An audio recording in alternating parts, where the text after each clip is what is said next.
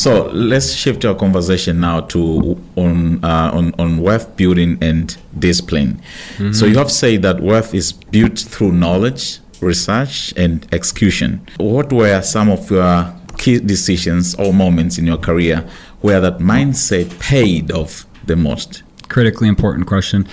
I think that many people across the world, United States, Europe, Africa, it doesn't matter, they're trapped within the confines of their own thought. They're trapped because they don't wake up and say, I can build skyscrapers today. I can build business today. I can do anything I really set my mind to. You know, it's like they feel like I can never achieve that. How can me, little old me, do something so big like that? You know, it's like they're trapped within their own confines of the mind. So for me, as you know, as a young teenager, I had a paradigm shift where I was like, actually, I can accomplish, I can deploy, I can do anything this entire world, anyone in this entire world has done, if I have the knowledge, the capacity to do it, and the energy to execute, right?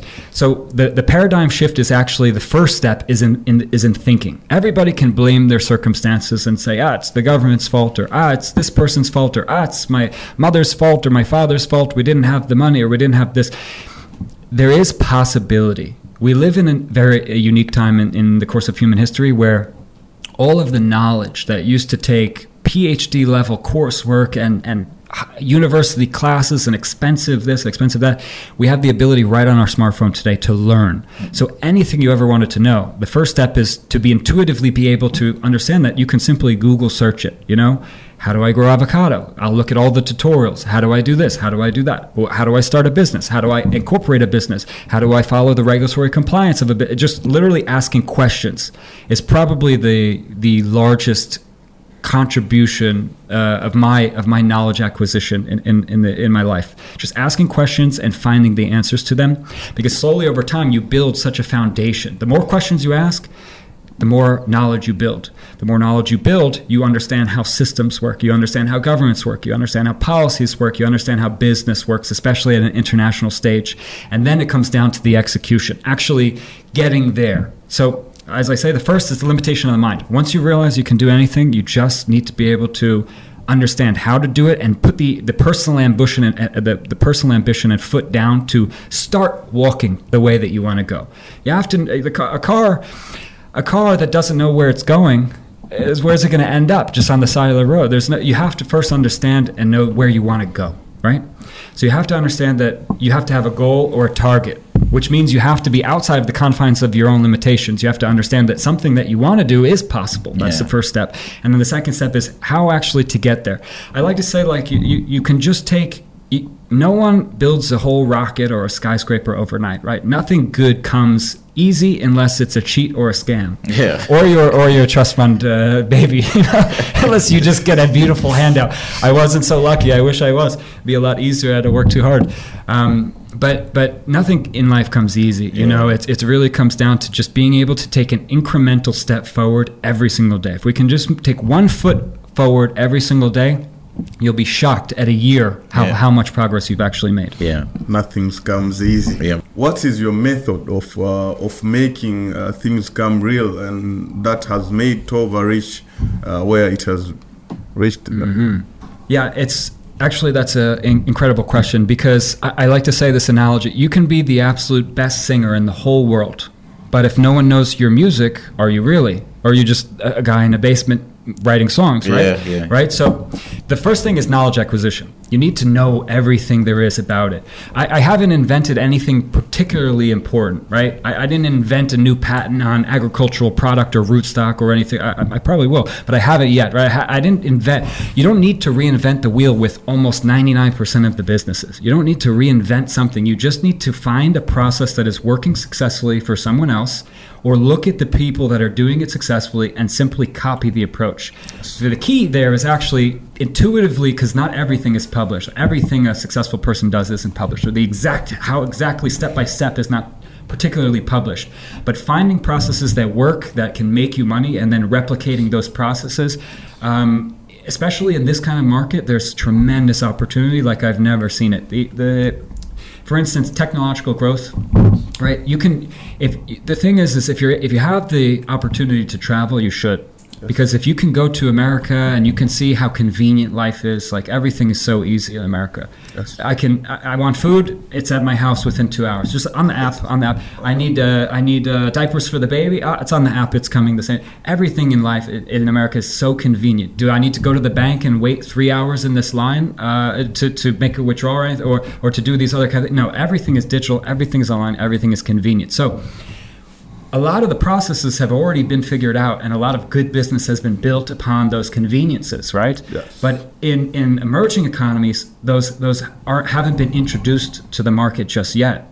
So if you have the capacity to sort of research what some of these other countries are doing and some of the successful businesses are doing, whether it be technology or even the way that stores do things, or even the way that distribution is working or otherwise, a lot of that's actually just available on YouTube. You can look into it and research and bring some of those concepts over to this market. You'll win every single time, and you'll perform 2 deviations higher than everybody else in your own market, because you have to think of it like this. If a consumer is presented with an option of inconvenience, right, and it's just difficult to do, the system is outdated, there's all these problems, and it's just like a huge hassle to do a simple task, or a convenient option, of course, what are they going to choose every time? The convenient factor. Yeah. And once they choose the convenient factor, they'll choose it every single time, because why would you do something that's more difficult when you can accomplish the same thing for substantially more convenient? Yeah. And so, for instance, in technology, like they have delivery services in America, maybe that's a concept to do. Or maybe there's an application with logistics, which can improve an industry or improve efficiencies within industry that's working elsewhere that you can apply here. So you emphasize working much harder than others. How do you structure your day or your habits to maintain that level of intensity without burning out? Yeah, working harder and working smarter. I like to work smart first and then hard second. So we try to improve efficiencies. For me in particular, I try to focus on things that are the most important. Jeff Bezos said this, and he said it really well. He said, if you can just make 3 very important decisions per day, you're gonna be just fine, right? So a lot of you also need to try to build a good team where you don't need to micromanage every single thing, where you're doing the job of 25 other people, or you're doing the job of 10 people. You have to surround yourself with a really good team, and that means you need to recruit really talented people. So we're always looking for people that perform in a really high way, and just letting them run. We're not here. If someone can bring a valuable skill set to us, which can reduce our operational inefficiencies, we'll hire them tomorrow, and then we'll let them run. Oh, you think this is a good idea to improve here, or you do this? Don't ask me, just do it. Just create, develop, build, and do what you think is right. And we try to empower even people in our organization to sort of do this. So micromanaging is one aspect. We try to reduce the time allowance, the time input, by not micromanaging and hiring good people that can perform very well. The second thing is just making a small amount of decisions per day that are largely impactful for the business. Really, that's it. I will say, in terms of burnout and otherwise, I wake up, and then I just work. Sometimes I forget even to eat. I work so much I don't even realize. So for me, it's built into my DNA. I'm a person who wants to accomplish a lot, and I know that I'm very limited in terms of time and human lifespan, and I need to make the best of it. So there's probably usually it's wake up, you work, working. You sleep, and that's it. Yeah, because I really want to accomplish something substantial. So in terms of burnout, I just got to eat healthy and keep that energy going, and I'm going to continue to execute accordingly. Congratulations for that. And, thank you. Okay, what piece of knowledge, how you approach your business, and that you think most people overlook? What piece of knowledge? Question everything. I would say that the knowledge to be able to question everything. There's no one secret key to anything in life, and there's fundamental principles and behavioral characteristics which can improve your performance either as an executive or a business owner. So you can do a bunch of different things that can improve your performance a little bit to a little bit of degree. Eating healthy, ensuring that your cognitive function is performing in the highest capacity. Not drinking bad water, which can impact your physiological processes and deter proper brain function or capacity. So there's things in terms of the health concept of things which can make your body strong and make your mind very strong, which is essentially the vessel which you utilize to execute and do big things that can create impact and value in certain marketplaces.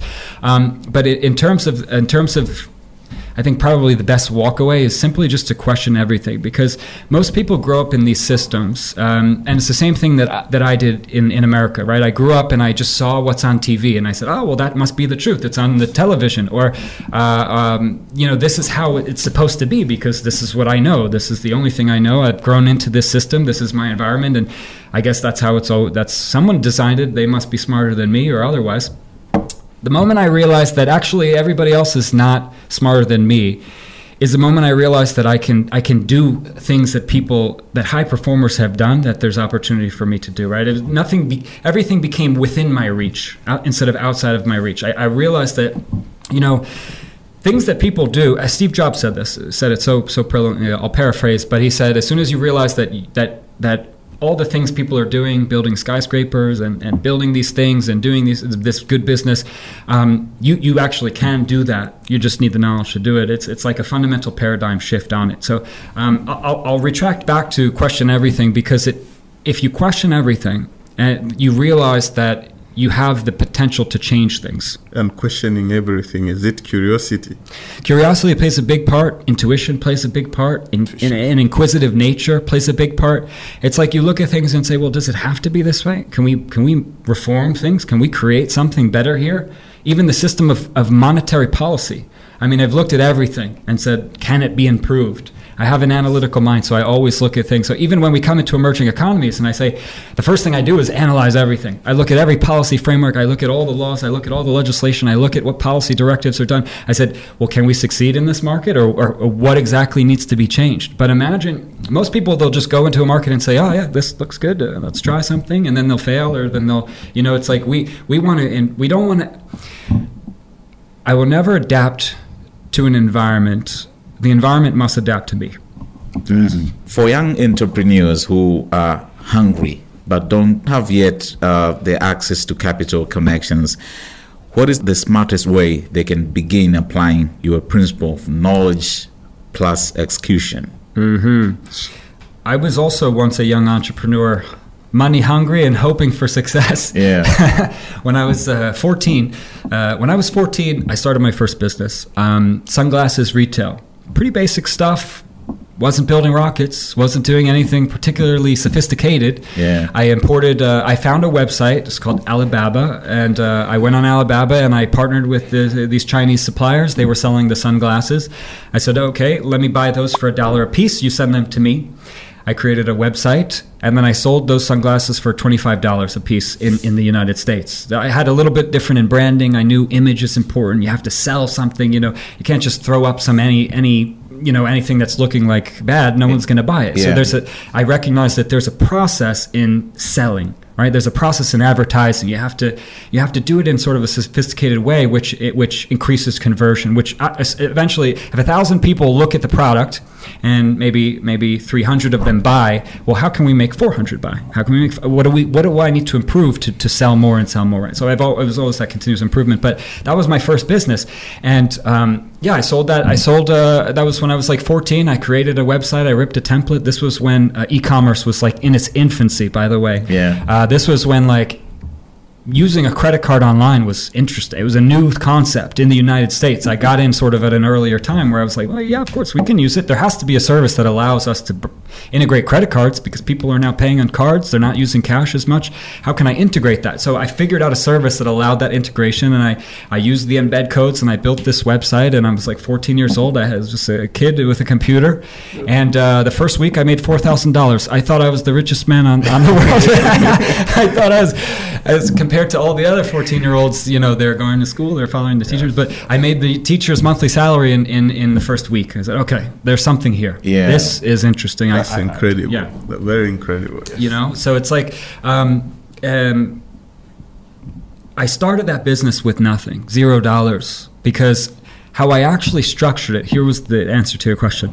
How I structured it was, first, I accepted pre-orders on the website. So I sold something that I didn't yet have, right? So I put it up, of course. It wasn't like a scam. It was like, they weren't waiting like months. But it was like, this is a pre-order. This is a very special product. It's the coolest product this year. If you want this product, you're going to have to wait. I said, okay. I convinced them that they should wait.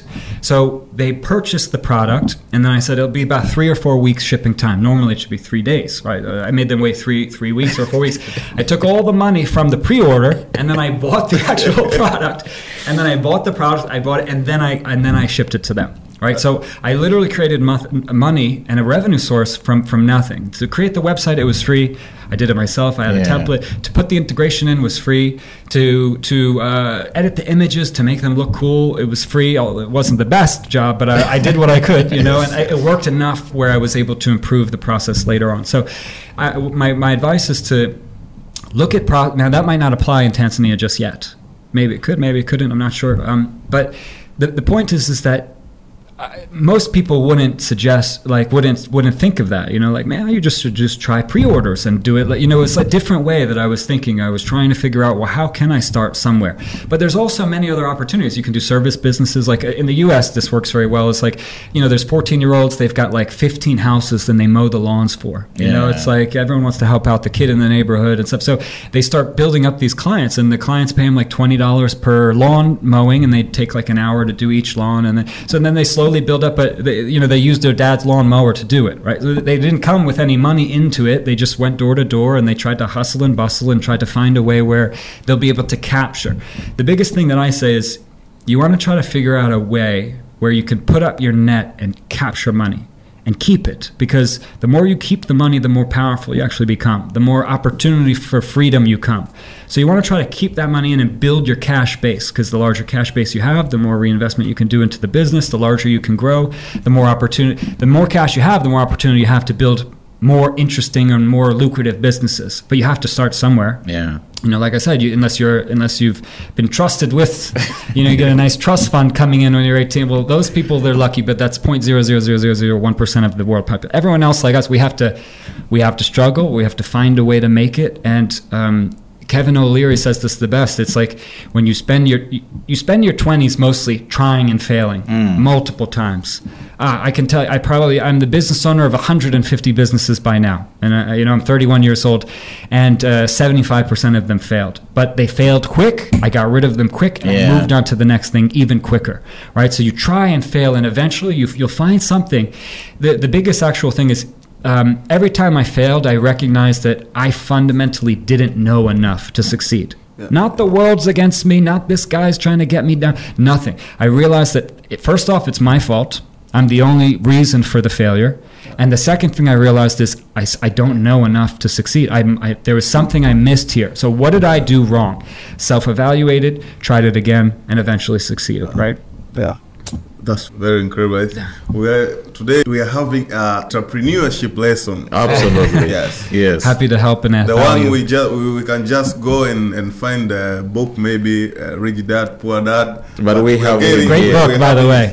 So that Robert Kawasaki, I think. Rich Dad, Poor Dad. Rich Dad, Poor Dad. That book changed my life. Really? That was an incredible book. It changed millions of lives. That guy he needs a statue or something, because it fundamentally gave a recognition between assets and liabilities. Yes. So it totally changed the way I looked at money. And then I started to realize, I made good money now. Should I just go buy a Ferrari?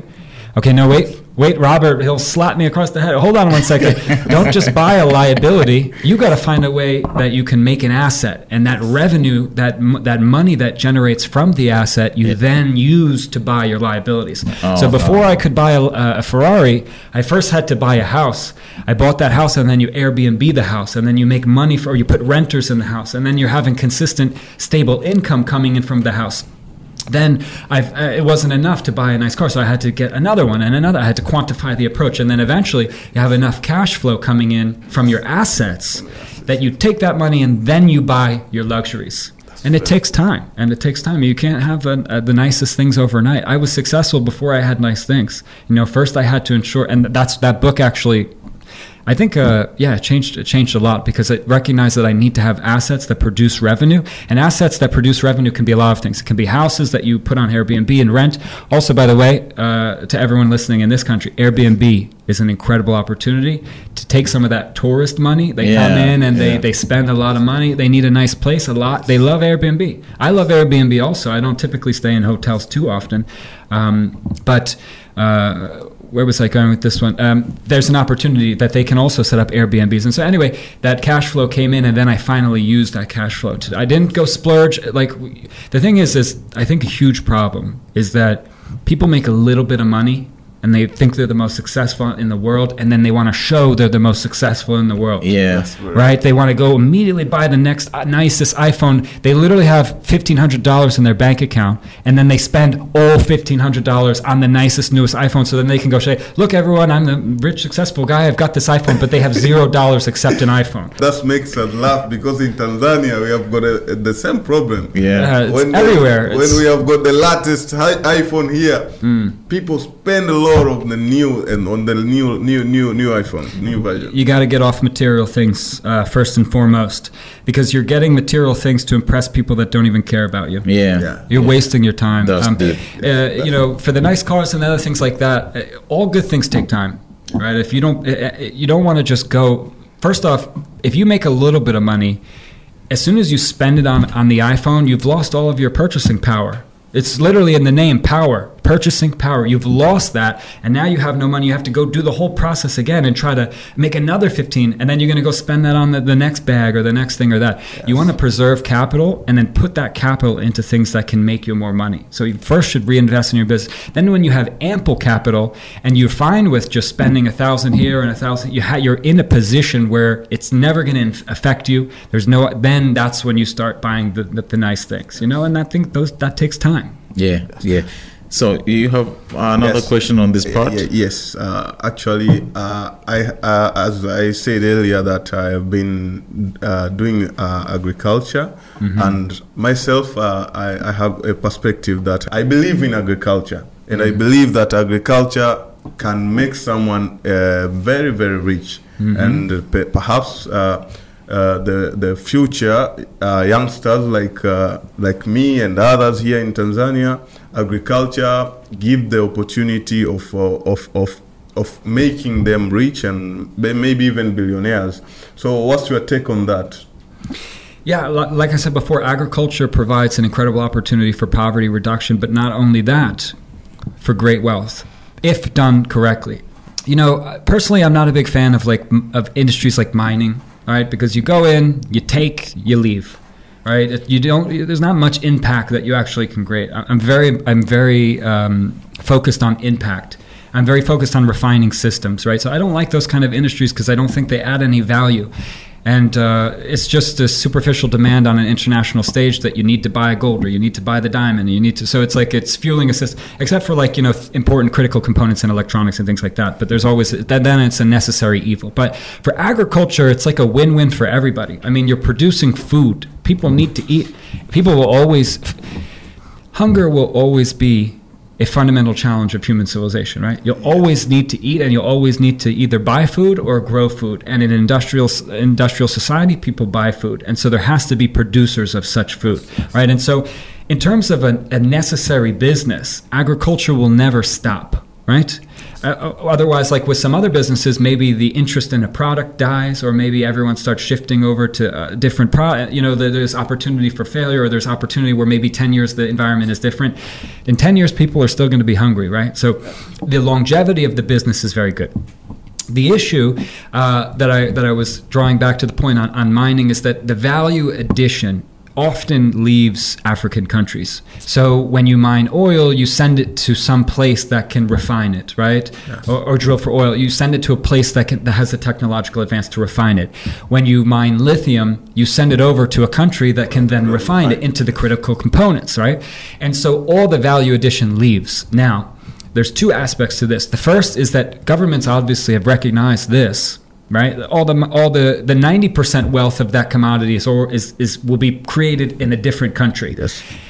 the host country will receive a very small aspect of the big deal, right? So governments have came in, the problem with governments is they think they know business, right? But politicians don't know business. If they did, they would be rich businessmen, right? You have to recognize politicians don't typically know business. So the best politician is one that can rely on industry and engage industry and bring the smartest people. You don't have to be the Einstein. You just need to bring the Einstein to you and talk to industry and say, you're obviously one of the world leaders in this business. Like, what do you think we should do? I mean, you know this better than we do. What do you think? How can we create value addition? So some governments have tried to implement systems where they're like, no, you can't export that lithium to China or this country. You have to refine it here. And then they say, well, that's interesting. Where? Oh, and also if we're going to refine it here, so you want also there's no technical capacity to actually refine the component, right, in the country. That's the first problem.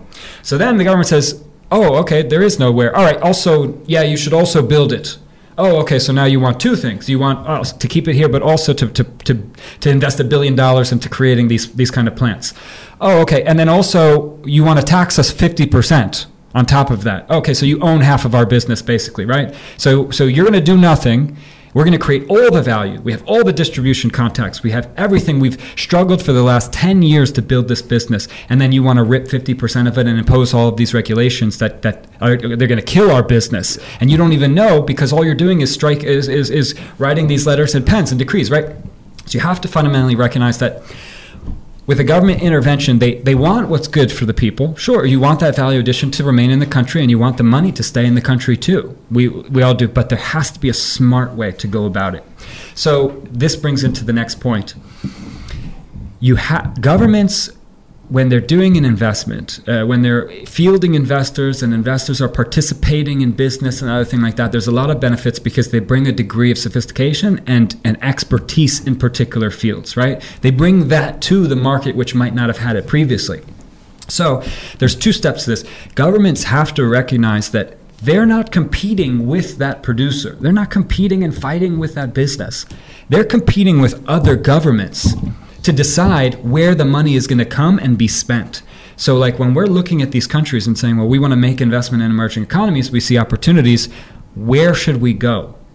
And the government that treats us the best, that essentially, sort of gets out of the way. There's a lot of red tape where it's like, who created this law? This is a crazy law. You're like killing the business can be like 20% more profitable if you just remove this regulation. It's like redundant, right? A lot of times if they can just get out of the way and allow and create a conducive business environment where the business can grow rapidly and quickly and keep the money here, they'll reinvest it. But what happens is high tax environments kill businesses, right? Because it's like you work 365 days a year and then 50% or 35% of that, it's basically like you just hand it over to the government. So it's like you worked your whole year, but actually more than 1/3 of the year you worked for the government. Yes. It's like so there's fiscal responsibility. You have to government also needs to be careful about their spending to make sure they're spending on the most important things. Of course, in Tanzania there's a lot of infrastructure that needs to be developed and things like that, so you need taxes. It's a necessary evil because you need to be able to build roads, develop roads, create maintenance, schooling systems and things like this. So you can't remove the taxes, but they have to be at a level which is acceptable. What I found is that instead of going into a market and saying, all your tax rate needs to change, a lot of the times they have loans and things they need to pay back, so they can't really change those kind of things totally. But what we say is, well, listen, we have an opportunity. We can either go to Kenya. They've offered us a good tax rate. It's reasonable. We negotiated with them. They said they'll give us a certain amount of incentives and things like that.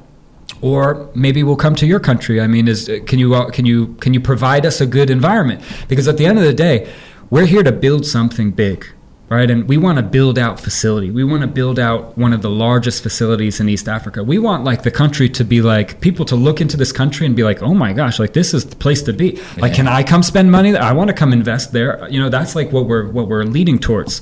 So the government, you have to recognize governments are competing for other governments for foreign capital. And if you compete the best, which means you create the best environment, then capital will come here. The last thing I'll end with is that I can put, let's say, $50 million into a country, which country will I put it in? You tell me. I mean, does the government should be like, Mike, please come spend 50 million here. I mean, you could spend all the money here and all the people can benefit. And say, well, why? We need to have a good deal. Can you give me a decent deal? Which, of course, I want to pay taxes. I want to contribute. I think my knowledge is the largest contribution. I can build systems. I can create policy frameworks that will not just enable me to make $50 million a year, but could make 50,000 other people make substantially more. Yes. But not even just my direct employment. I mean, literally empowering them, the market access and capacity, giving the education, giving them training, and giving them the distribution. So now all of these people are making substantial money. So now, like, you can't compete with me. I want you to win. Right? So it's like, we're not going head to head. Like, we're in this together. So, we're on the same team. What are you coming at me for? But no, governments should fight to get investors to come. And I see it often in Africa. They're like, there's a very small, most people, like, they follow us on Instagram. You can see what we do. Like, we're building roads and we're building infrastructure and we have great opportunity and people come and learn from us. And like, we're building something big, right? And people love that. And they're like, whoa, that's crazy. Like, you're an inspiration. I'd love to do that as well. I said, come on down. Like, let me show you what we're doing. No problem. And a lot of people appreciate that. But then there's other people and they're like, what are you doing in my country? Like, you're just pillaging my country. Oh, that's I'm like, bad. well, I was like, how can you say that? Look at all the things we're doing. It's actually, it's actually kind of, it's kind of sad because it's like you're coming from a position of ignorance. You don't know all the incredible impact we're doing and all the things that we're doing to change not just one or two or three, but change tens and thousands of lives. And then, so it comes from a position of ignorance, and you can never contribute malice what you can to ignorance, right? So it's like some people don't understand the benefit of foreign investment. But quite frankly, it's like there's a lot of money in the world. The governments of the countries should try to make the money come spend here. Because I'll tell you this, like, when we came first to the market, we need inputs. We need agricultural supplies. We need fertilizer. We need welding. You should talk to my welder. That guy is rich now. Like, is he Tanzanian? Yeah, of course, he's Tanzanian. Like, we have to buy stuff. I'm supporting like a whole family of 6 just by buying his welding services. Our tractors break, things break all the time. We need to spend the money to keep things moving and things going. So we pay like our welder like a ton of money. He's built us trailers. He built us all this stuff. So that money comes into the country. Yeah. But then it goes to other people in the country. So what you want to do, especially in an investor-friendly climate, when money is entering the country, you want to set up your net to be able to capture it as a Tanzanian. So our fertilizer, we have a fertilizer shop. We're not buying fertilizer from China. I'm not going to go it's a huge process, weight 35. No, I'm going to buy it from the local fertilizer shop. As long as they give us a good deal, we'll buy 1,000 bags. That's more bags that they sold even all of last year. We bought it in like a month. So that whole family contributed. I see it. We contributed good because when I saw their house and their shop, I mean, it was okay, whatever. But then, like, we paid all this money. I see beautiful windows. I came over. I see you're making improvements. He said, yes. So we make impact because the money comes in, but then it distributes elsewhere. Yeah. And so if you can create businesses that can also support investors, you'll also capitalize on that opportunity. And that's really the key. I think governments should learn from China. China made these huge economic reforms in 2001, and that made investors pour into the economy. And we all see that right now China is one of the biggest economies. Most of our governments and African governments should learn from China. Yeah, yes. They actually should. But really, I think the fundamental aspect of that is that they just learn. Right, you have to first recognize you don't know everything. Yeah. If you do, then you'll always think you're the best at everything, but actually you're substantially behind everyone else. So first recognize that things can be better, and then start figuring out how we can make it better. Who can we look to? What kind of governments? What is China doing? They have all these crazy advances in technology and manufacturing. Like, what policies did they do? Pull it up and check what policies they did, and then see if they can bring that to the market here. Look at all the countries that are doing it successfully, and then see if you can replicate the process. Yes. If you won't mind, what's your current output and your projection for the foreseeable future? in terms of direct Output, revenue, or in terms of tons? Not just tons, no revenue. Well, we're new to the market, so we deployed like 3 years ago now. Avocado takes 3 years to come to fruition on the tree. So the fruit, it takes 3 years. So for the first 3 years, we're strictly on expenses and losses until the fruit finally comes, and then we start exporting the fruit. So this year we had a relatively minor harvest because it was just it was actually year 2.5 in terms of the actual when the tree was planted, when most of the substantial swaths of our acreage was planted, just 2.5 years. So we had some minor, nothing substantially economically significant just yet. Next year, though, that will be Third year. It's like it will be 3.5 at the time of harvest. So then we're expecting a very substantial output in tons. Yeah. So you are still in the investment phase, expenditure, spending and spending and spending. Yeah, spending a lot. I'll tell you, we're spending a lot, but it's worth it because we're building. We're building one of the largest production sites in the country, and it takes a lot of capital to build it at a very big scale. But not everyone needs to build it at a substantial scale. You can start with 1 acre. You can start with 2 acres. You can start with, you slowly build it out. But it does take 3 years, so you have to be committed to the project. You can't go a year and a half and then say, this is taking, like I said, nothing good comes easy and fast. Like good things take time. So avocado in particular is 3 years. Most fruit is going to take a few years. You plant, the tree has to get to a certain maturity, and then it starts producing. And then that's really where your lucrative revenue comes in, because quite literally, I mean, I saw this funny meme. It was like a farmer. He's like, I've got a secret to tell you. He's like, these eggs, I produced them for free. They come from chickens, and it's like, this fruit, I sold it for money. I grew it on a tree. I'm literally growing money on trees. Yes. It's like a funny meme, but it's true. You put money in and you plant, but then for 100 years thereafter, the fruit, as long as you maintain the tree, the fruit continuously comes. So it's obviously worth the initial investment. And if you couldn't have used the root cap technique that you used, is it the rootstock? Seedling? If you didn't use it, maybe it would have taken longer. Yeah, well, it would take long, but it would have less output. So when we were looking through rootstock, we had to find one that was resilient but also available to us. So we found the best. Yeah. But yeah, things like that is rootstock is important because you can have 25% bigger fruit. So if you look at it at a scale, like let's say your business can do $10 million. Well, what's 25% larger than 10 million? I mean, it's like substantial deviations higher. The same thing like making optimizations and improvements. This sort of comes down to the sophistication in some of our processes, but even something as simple as introducing bees to the farm and hives that increase pollination. Or putting a few different fuertes in the farm because it increases the pollination and the output production. So there's a few things that a lot of people don't actually know about it anywhere actually. Other places they don't know this as well. So we're bringing some of those sort of more unique aspects to the market as well. So when people visit us and they see what we're doing, they're like, oh, you have hives, interestingly put. Why? And then we tell them it can increase production of pollination. Oh, very interesting. I'll start doing that as well. But also honey is very expensive there in the international market. Oh yeah, very expensive and very, very lucrative, especially and Tanzanian product honey can be exported to the United States. Yes, that's very good. When you do business, you don't want to just start jumping into something you don't know anything about, right? So you should thoroughly analyze what's your revenue prospect before you engage in the business. So if it's for honey, then you should look, well, where can I sell this honey to make the absolute highest amount of money and become the most wealthy from it? Then you'll start saying, okay, well, the answer to that is obviously, these three markets. It's like Europe, America. Okay, well, is it allowable for me to do that? Is there a is there an agreement in place? Can I just send it? Is there a law or what? Then you start looking into what's the compliance. Okay, now you found out that it's possible to export honey to America. Okay, great. So now you have to figure out, okay, well, how can I produce it? Okay, so it's like you have to ask all the questions,